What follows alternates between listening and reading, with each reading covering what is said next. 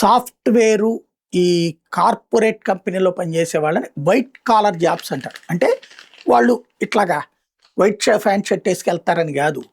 White collar jobs అంటే కూర్చుని చేసేటటువంటి, బుర్రతో పని చేస్తా, కంప్యూటర్లతో కుస్తీలు పడతా పనిచేసేటటువంటి వాళ్ళు. అది వైట్ కాలర్ జాబ్స్ అంటారు. సాఫ్ట్‌వేర్ ఇంజినీర్ ఇది.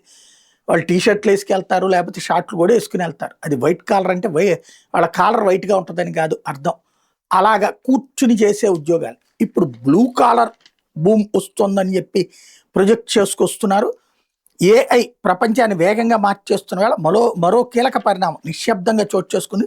కంప్యూటర్ ముందు కూర్చునే ఉద్యోగాల కంటే చేతి వృత్తులు, సాంకేతిక నైపుణ్యాలున్న బ్లూ కాలర్ ఉద్యోగాలకి ఇప్పుడు భారీ డిమాండ్ ఏర్పడుతుంది. ఎలక్ట్రీషియన్స్, ప్లంబర్లు, రోబోటిక్స్ టెక్నీషియన్లు, హెచ్‌విఏసీ నిపుణులు, యంత్రాల నిర్వహణ సిబ్బంది వంటి వృత్తి నిపుణుల కోసం కంపెనీలు పోటీ పడుతున్నాయి. ఏఐ విప్లవం వెనకాల అసలు బలం మానవ నైపుణ్యాలేనని తాజా అధ్యయనం స్పష్టం చేస్తుంది. ప్రపంచవ్యాప్తంగా ఏఐ డేటా సెంటర్లు, ఆటోమేటెడ్ ఫ్యాక్టరీలు వేగంగా విస్తరిస్తున్నాయి. ఇవన్నీ సక్రమంగా పనిచేయాలంటే భారీ విద్యుత్ వ్యవస్థలు, శీతలీకరణ యంత్రాంగం, రోబోటిక్ పరికరాలు, నిర్వహణ సిబ్బంది అవసరం.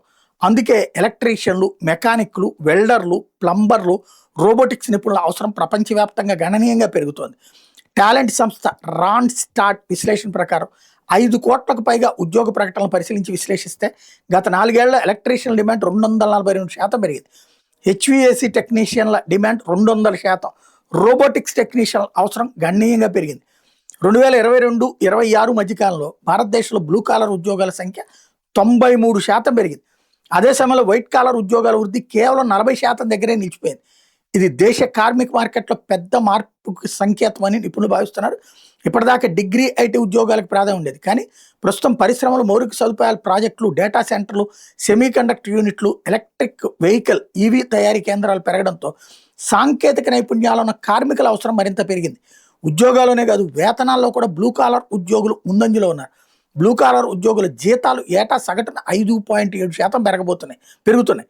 ఎంట్రీ లెవెల్ వైట్ కాలర్ ఉద్యోగాల్లో పెరుగుదలేమో 4% మాత్రమే ఉంటుంది.